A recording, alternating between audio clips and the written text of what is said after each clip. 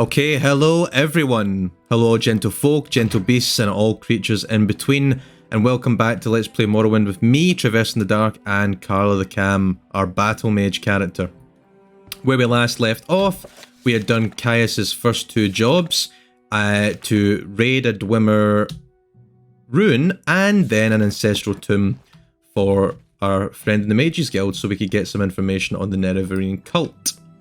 I am going to recall back to Balmora because I can, unless I fail too much. I really need to train myself in some mysticism. Off camera, I went away, sold a couple of things, and also got a little bit of training in illusion, which you'll see here. My illusion skill is now 30. That's mainly so I can cast a new spell that I will talk to you all about as it becomes relevant. Because Caius' next series of quests are less about battle and more about talking. More about interacting with some people in Morrowind. And there's various different ways that we can do that. And one of them is through bribes to get information, and also a little something else. Andrus Bilal, I am a sleeper, one among thousands. I bring you a message. Dagoth calls you, Karla the Cam, and you cannot deny your lord. The sixth house is risen, and Dagoth is its glory. He is the Lord, Dagoth and father of the mountain. He sleeps, but when he wakes, we shall rise from our dreams, shall sweep our land clean of the Inwa. What you have denied him, as Lord Dagoth has said, all shall greet him as flesh or as dust. Sixth house, which we've been finding out about. The sixth house, the sleeping house, House Dagoth, the house of Lord Dagoth, the true house, the one house to welcome all true Dunmer and drive the Inwa from our land. Rejoice and join us, come to Red Mountain and prepare the way for his coming. So this guy's crazy. He crazy. He calls himself a sleeper. He's telling us to serve Lord Dagoth, who is the Lord of the sixth house. Now that tells us a little bit more. If I had the option, I'd report him to a guard, but it doesn't seem like I can. He hasn't attacked me, he's just acting crazy. I mean, there he goes. Just a madman, hey, I'm sure that's nothing. Probably nothing, just like he says. It is appropriate that we're in a storm right now, because a storm is brewing, and the sixth house, House Dagoth, is at its epicenter. Caius, some bad shit going on out there. Oh, I don't know, Caius. Caius! These are Sharon's notes in the Nerevarine cult. Excellent. I'm promoting you to Blade's Apprentice, Karla the Cam. I'd like some time to think how this fits in with the Emperor's plans for you, so if you'd like to get in a little freelance adventure, go ahead, but whenever you're ready, I'll have new orders for you. I feel like this is a bit of a pressing matter, Caius. Can we talk about sixth house? What about the guy outside going crazy? No? No? Okay. Orders. I thought it over, and I want you to interview 3 informants in Vivec City, considering the Nerevarine in the sixth house. Vivec City being Morrowind's capital. First, I want you to speak with Dirnae, a Khajiit Thieves Guild operative. Second, I want you to speak with Halia, an Argonian in the Morag Tong. Finally, I want you to speak with Mera Milo, a temple priestess. Here, I've written the details down so you won't forget, and here are 200 drakes for bribes and other expenses. You'd probably need more than that to do all this just with gold. Mission to Vivec from Caius has been added to your inventory. So now we have got to get a couple of informants. We need to know more before we act on any rumours that we've heard about these cults. We need to know what they're about. Dirnae. She's a Khajiit and a Thieves Guild operative. You'll find her in the St. Olm's Canton in Vivec. Be careful what you say and use common sense. People in the cantons are suspicious of outsiders. You may have to win or purchase their confidence. That's the Khajiit. So in Vivec, this will become clear if you've never seen it before. Everyone lives in these basically giant kind of tower blocks that are called cantons coming out of the ocean. It's a big city. The first time you go in there, you're gonna get lost no matter what. So we'll see how we go. Halia. He's an Argonian and a Morag Tong assassin.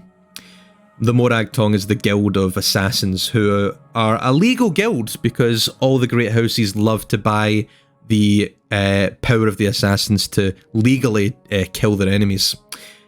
What a scary place to live in, as if Vvardenfell wasn't scary enough. You'll find him in Vivec at the Black Shout Corner Club in the lower wasteworks of the Foreign Quarter.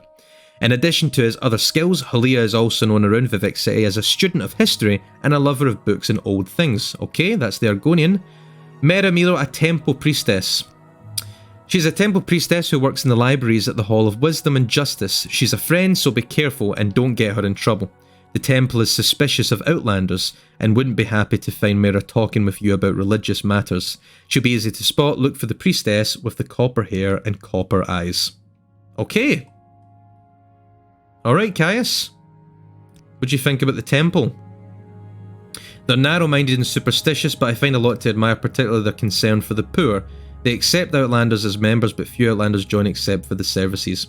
Yeah, you can join the Tribunal Temple, and they are another faction that, you know, eventually as the main quest progresses, you'll kind of run into some conflicts there between your job in the main quest and your job as a member of the temple.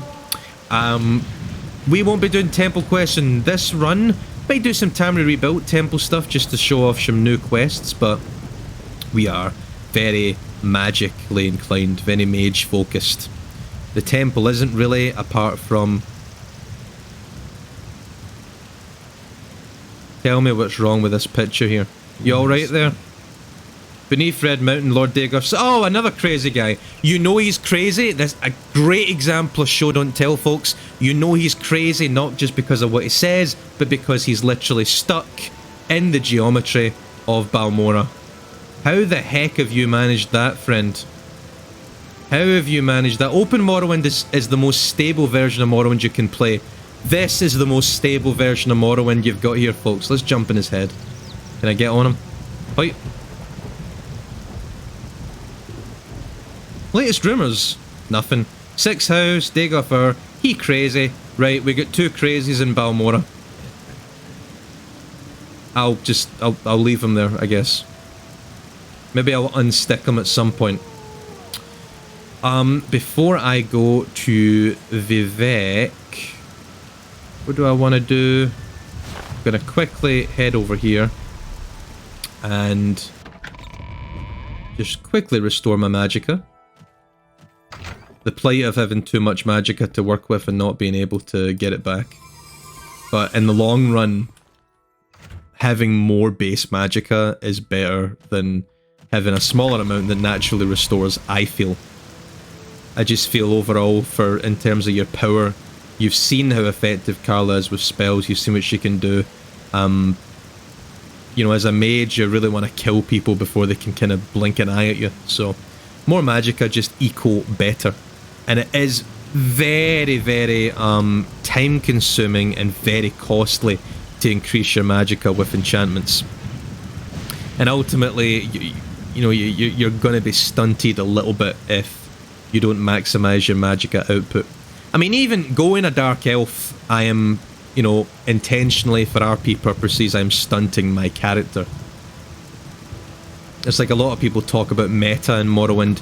I personally feel with a single player RPG, meta conversations, especially in a sandbox game, they're not really pivotal to your enjoyment of the game. If this was an MMO, we could talk meta, right? That's for Elder Scrolls Online, but then again, who is actually playing that? I think he's sunk deeper in there. We'll come back to him after our mission to Vivec and see how far he's sunk. Silval. Wait, right, Silval, take us to Vivec.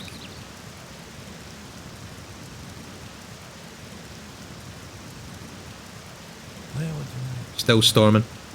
So we've seen Vivec as we've been walking around the different plantations of Morrowind, but this is just one of the cantons in Vivec, the Foreign Quarter.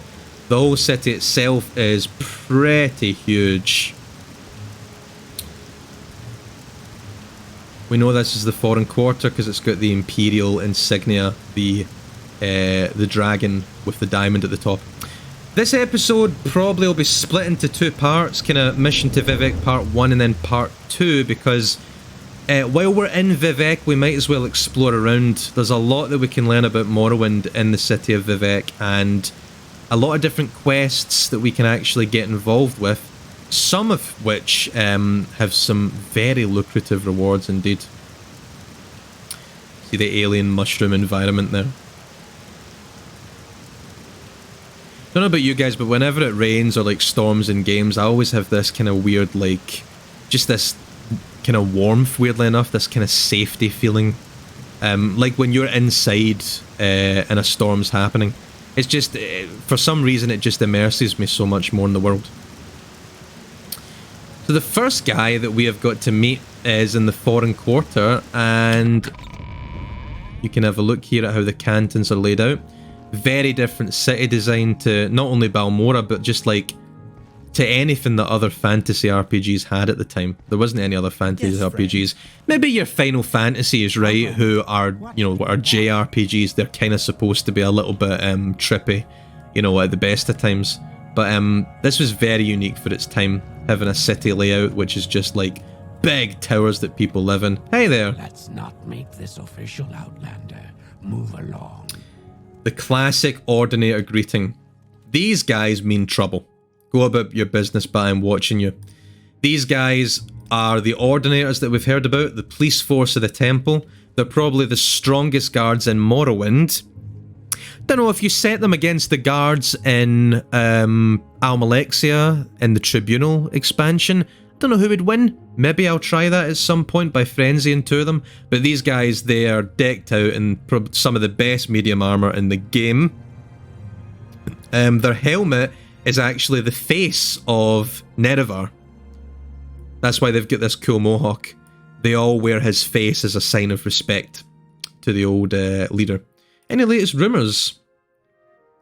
Someone's had a real tough time losing business. Nah, that's kind of a small issue. Don't think I'm too interested in that. Actually, what might be interesting, as a member of the temple, could he tell us much about the Nerevarine? Just that the temple says it's false and superstitious, and the Ordinators deal mercilessly with those who profess such beliefs. Okay. We're watching you, scum. There it is, the classic greeting. We're watching you, scum. Thank you so much, and he just walks away. That's classic Ordinator, folks.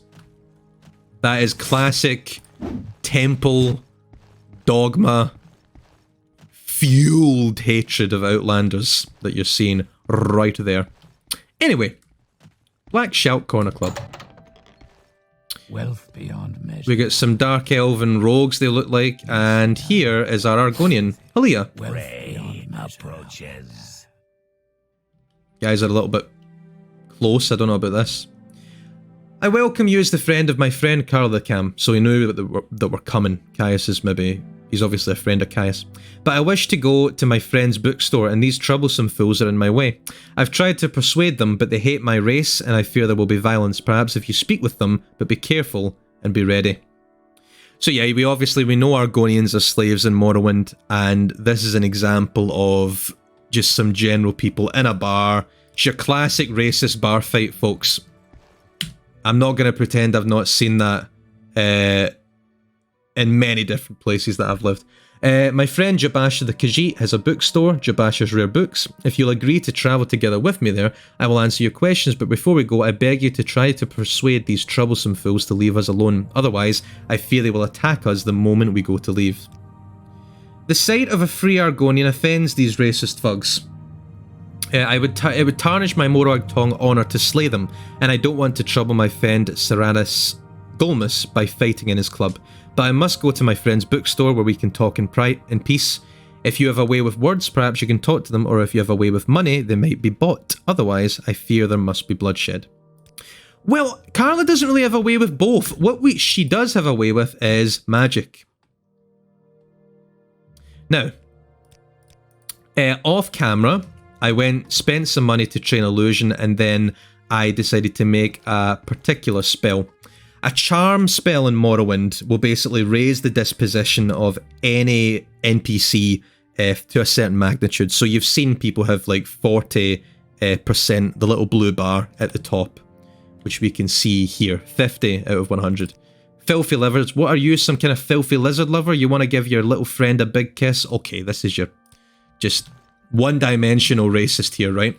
So, what you can do, we can bribe him, you can give him money, which we did before with those 2 Mage Guild members we were trying to get to join our group. And as you can see, as I talk to him, he likes me less and less, right? And he's getting more and more annoyed. But what I did was, I went away, I made a charm spell, a custom charm spell. I called it something appropriate, and then I made it 1 second on touch. And why that's good is that it cost me about 40 magicka to do, but it will instantly get anyone to a point where they will divulge all the information they will to you. So what we'll do is, we'll just see if we can cast a little simplifying ray. Failed, uh-oh. Failed, uh-oh. Failed, uh-oh. I do have potions in case this goes balls up. Okay. Failed, not good. Okay.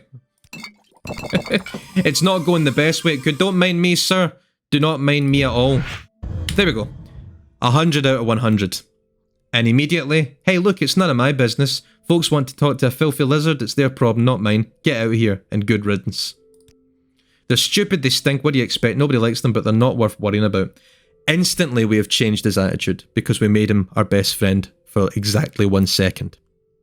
And that's why charm is useful, because you don't need charm for any more than 1 second, for like anything. Even if you want to like make an enemy your best friend for a second, that's the only time that you need to open up the dialogue window. I mean look, once again his disposition towards us is now 60 because we've boosted it up, but if this wasn't quest related it would just keep getting lower again.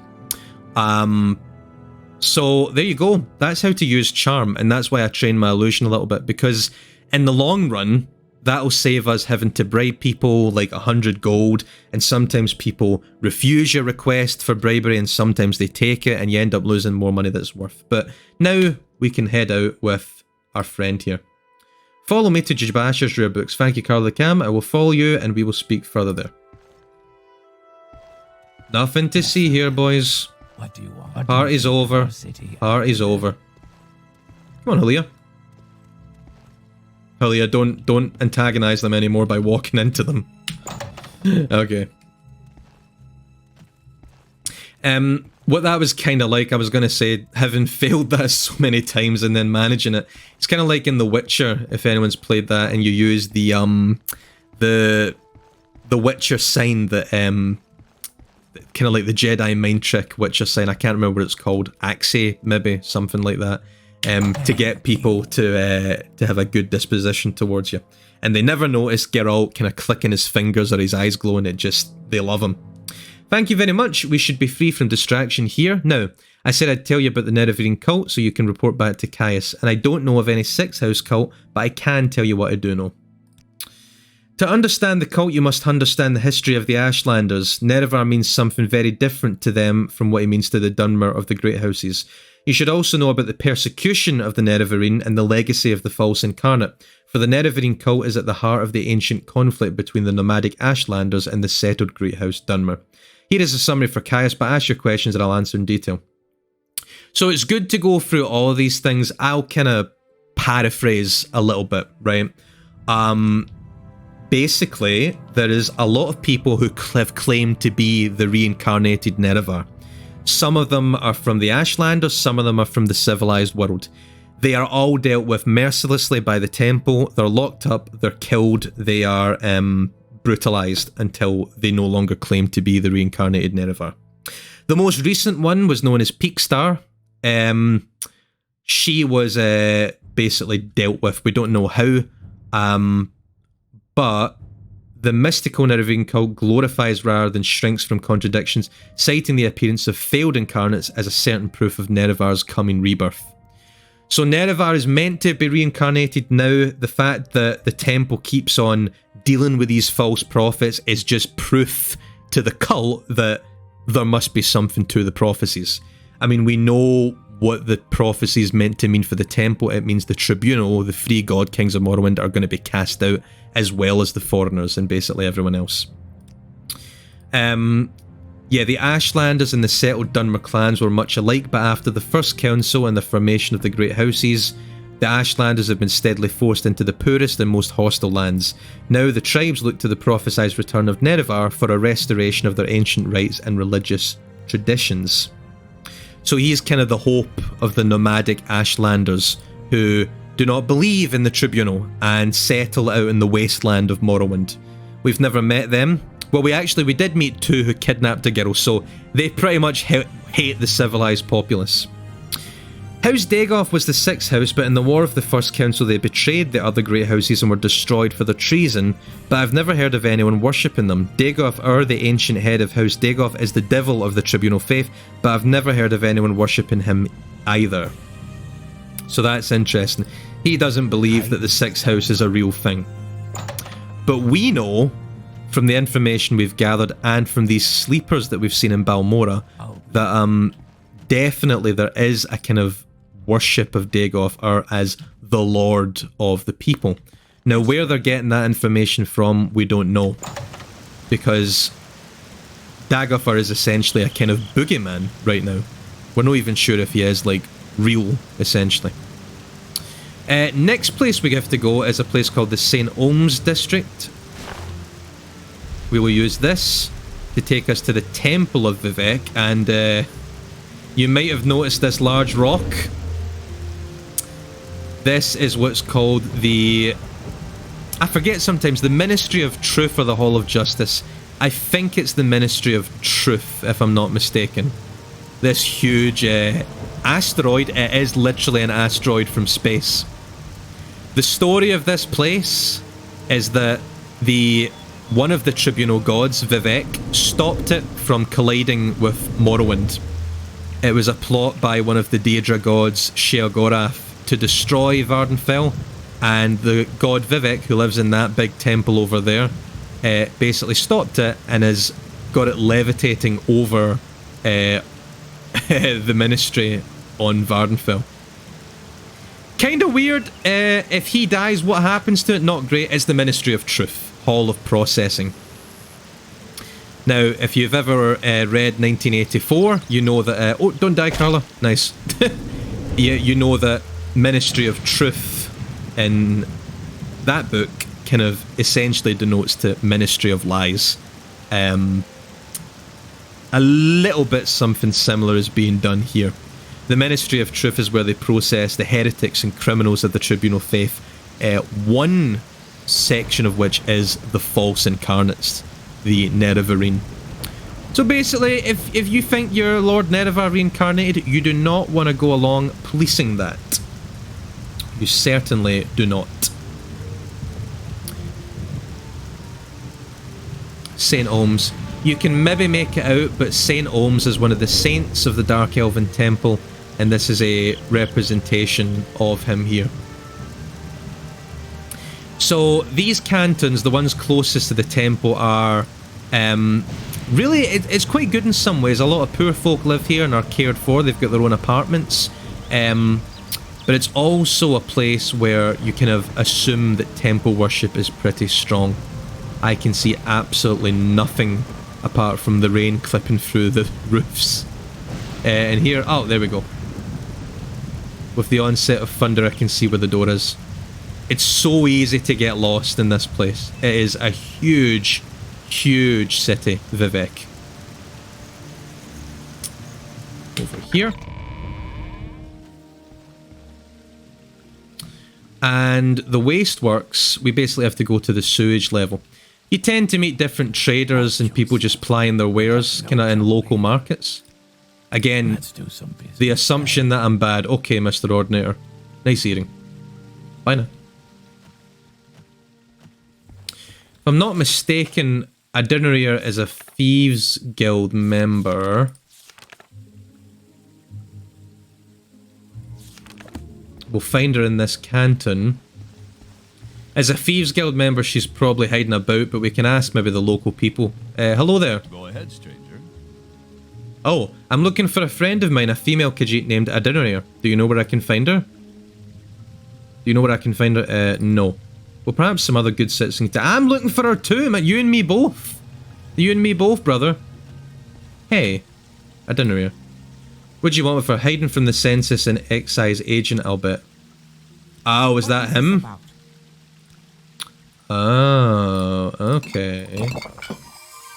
Okay. What about you? You know about her? I just can't seem to remember. Yes, madame. What about if I cast a little sympathizing ray? Can you remember now?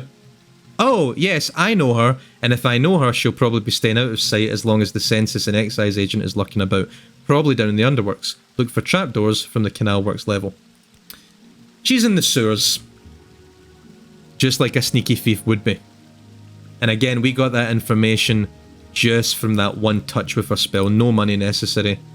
And you'll see he's back down to 50 and he wouldn't tell us anything again. But all we needed was that second of information.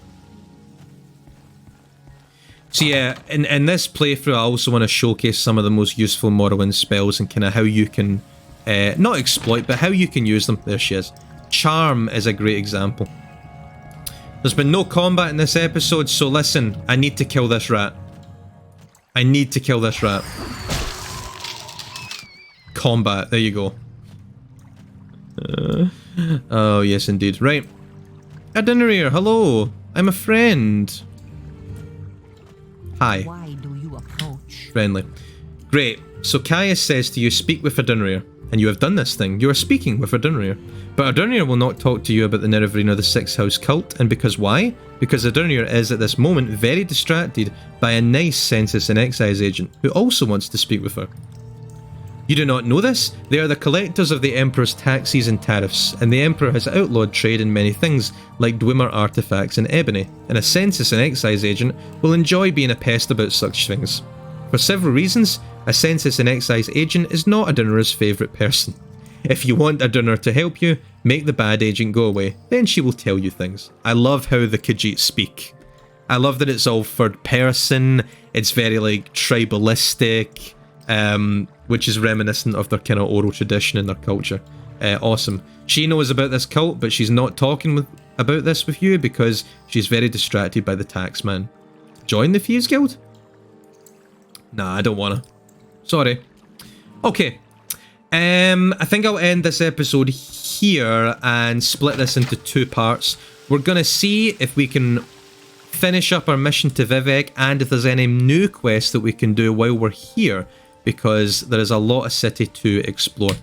So mainly a dialogue focused episode and an exploring episode today, folks. I will leave you all this lovely little What do you want? okay, lovely little tree and marketplace, and we'll say make sure to check under your bed, enjoy your day, your week, your night, and hope that you don't get boxed in like I am currently. Is this going to be combat? Nah. See you in the next one, folks.